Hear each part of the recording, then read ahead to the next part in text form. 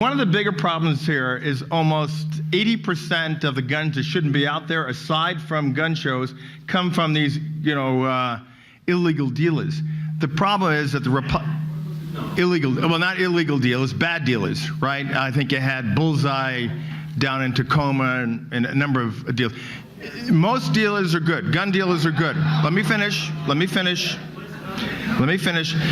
NRA has all but neutered the ATF. All but neutered, and there are, we haven't had an ATF director for the last 10 years. We haven't had an ATF director for the last 10 years because the NRA won't even allow us to have a Surgeon General because the guy wanted common sense gun control. Well, the ATF is a little bit busy smuggling guns south of the border to the drug cartels. Oh, come on. Unanimously, we agreed to the concept of background checks. I think that it's easy to move to the holistic when it really is just a problem of the human. The guns are a tool just like anything else. And the reality is that the states with the lowest gun homicide rate in the nations are, in order, New Hampshire, Vermont, Iowa, Idaho, North Dakota, and Montana. None of those states have significant gun laws. None of them. The reason for that is because the folks who live in those states are different than the folks who live in states with high rates of gun crime. If you actually want to solve the problem of gun crime, you have to solve the underlying problem with it, which is crime, right? And instead of focusing on the implement that is used to commit the crime, we need to be focused on how we actually get the crime rates down. The truth is that one of the reasons that you've seen such tremendous declines in crime in some of the states that you mentioned, Ralph, is because across the country, we've seen a tremendous decline in the amount of crime in the country. We've actually seen tremendous declines in domestic violence, domestic assault across the country over the last 20 years. In terms of intimate partner violence, we've seen a decline of 72%. I mean, these are massive drops, and one of the reasons for that is not increased gun laws. Gun laws have actually been loosened in many cases, especially at the federal level. The reason for that is because you've actually seen longer sentences for criminals. I mean, if you keep criminals in prison, it turns out one of the benefits is that criminals are in prison. Forcing it that way. I think we go round and round about statistics and trying to compare states. I don't think there's a social scientist in the world that says you can do a logical, controlled experiment determining whether a certain change in language saved lives or not. We don't know that. But what we do know is there are people who have these weapons and shouldn't. So why don't we just attack it from that point of view? So it was understandable. You're able to come down to, yes, you think that this is an effective way of reducing the odds that someone violent would get a gun. And that would, well, it's better than doing means. Nothing. I mean, the only alternative is to say let's give up and accept. Ben, is that the only alternative? No, I don't think that's the only alternative. I don't understand why we don't have an alternative in terms of actually fighting crime itself. I mean, what we are doing is we are creating a whole new class of crime in which an enormous number of people who are not committing crimes other than transferring a weapon to, for example, a sister-in-law could theoretically be swept up by a prosecutor in that. Now, we've been assured by people that they are not going to apply the law as written in cases where they don't feel that it's necessary to do so. But really, I mean,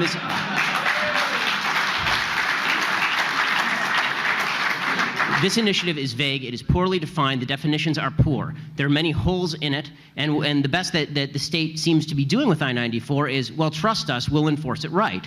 And if that were the case, if that were the case, if we could trust the state to enforce things correctly, then we wouldn't have half of the problems with violence in the state that we currently have. Okay, forget 594. What do you want to do? What do I want to do? Okay. How would you change the enforcement of crime to longer sentences for criminals? And regardless of... Not at all sure that in fact, I sincerely doubt that it's gone down more in the 16 states with background checks. It's gone down nationwide. There isn't a state, not one state in the union where we don't have a dramatically lower homicide rate than we did in 1993. Why do you think? It's totally demographics. It's totally demographics. It's better policing. No, we are doing because you look at every society, and gun violence is tied to the testosterone level, absolutely. And as we have an aging male demographic, then we have lower gun violence. You look at every society that's an aging demographic. Look at Japan, one of the oldest demographics. Gun violence is almost non-existent. Now they also don't have any guns there, but everything else being the same. Everything else being the same, you can look at state by state where the demographics get older, you see less violence of all kinds. Ralph, since That's just too a second, broad. Ralph, That's too broad. Not all young people are created the same. Ralph, since you brought up Japan, but doesn't wait. Japan have a higher suicide rate than the United States overall? I don't think they do. They do. No, So does Sweden. No, there's nuance there. They have a higher suicide attempt. They don't have a higher No, suicide they have a rate. higher suicide death rate. So does Sweden. The United States is not by any means. We have a cascading suicide rate, and it's going up very dramatically. But the idea that there are all these nations like Sweden and Norway that have very high suicide rates, despite very strict, well, Norway does not have such strict gun controls, but Sweden does.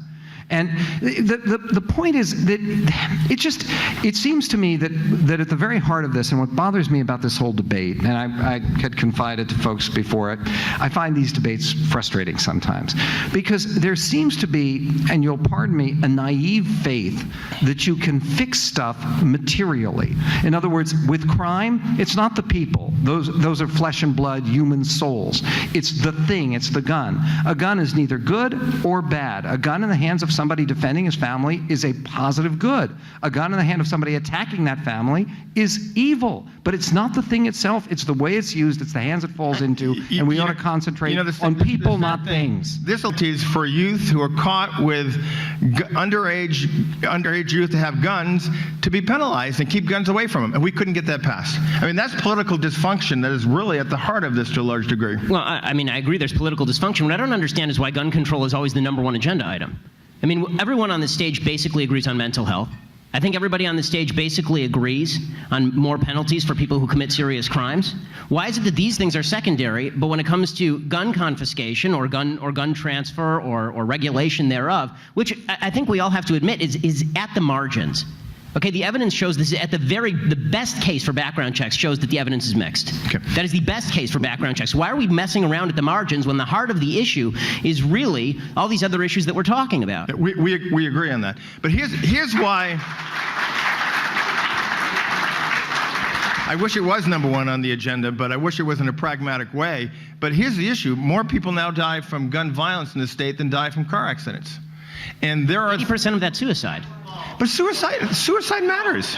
I agree suicide matters, but the suggestion that guns are responsible for suicide as opposed to the person whose finger is on the trigger of the gun is absurd to me. Well, when you get a 34% efficacy rate versus 2% for non-guns, and the majority of suicides are done by firearms, I think guns and suicide are a toxic mix. Well, if you're mentally ill, you shouldn't have a gun in the first place, so we're back to mental illness. We agree. So, Ralph, let me ask this. Why does I-94 have to be an omnibus? Really, it's an 18-page bill. If we agree on all of these very minor measures, then why not start with the minor measures upon which we agree? Why is it loaded up like a shopping cart with measures with which a lot of people disagree? What do you think it's loaded up? We're going to get into transfers, right? Well, yes. I mean, the definition, I don't want to get into the weeds because we talked about this earlier, but yes, the definition of transfer is incredibly vague in the bill. So a couple of things about transfers on that. And one, this bill was modeled after Oregon and California, which have had... Being from California, it's worked beautifully. Which has had hundreds of thousands of background checks, and there hasn't been one instance of somebody put in jail for a transfer.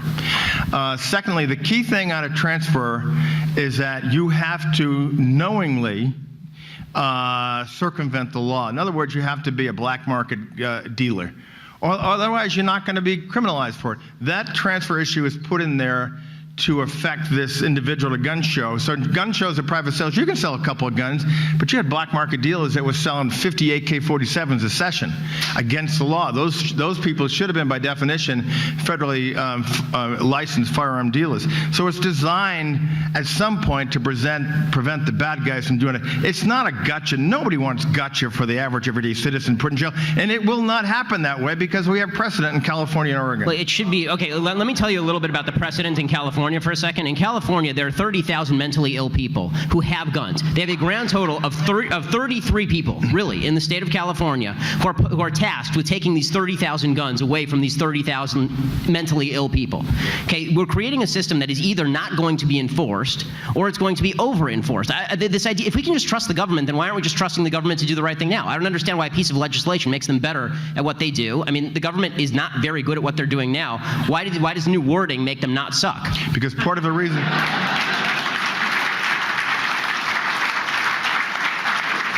you have a law or initiative as a deterrent, that government won't even be involved, that the bad guys won't be going to gun shows to buy guns, so they have to circumvent it. Well, but that's exactly the point. If bad guys are not going to gun shows with regard to Ebola, and for a second, this is a mild digression. With regard to Ebola, the federal government just made the case that they don't want a federal travel ban, right? Because they said if there's a federal travel ban, people will just find a way to circumvent the federal travel ban. Okay, do you see the analogy here? Yeah, I'm not going there. I'm not going there. But here's part of the, Ralph, you cited the fact that there are not this many break-ins in the United States where you need a gun.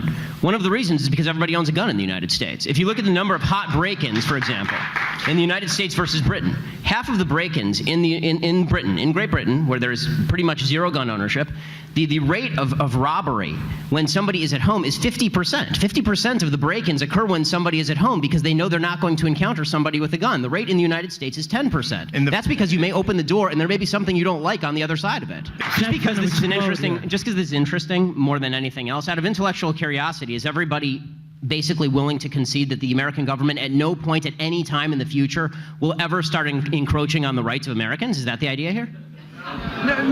No, Ben. But what I am find it necessary to affirm arguing in 2014 is not the same as saying that we need the guns for a purpose. See, this is where I disagree with you. I do not believe that the founders wanted, or that we should want, or favor the idea that if the federal government begins encroaching on the rights of the Americans, you don't resist it with firearms. You resist it with political activism, and you resist it by changing the government. I fully agree. And then if it doesn't work? And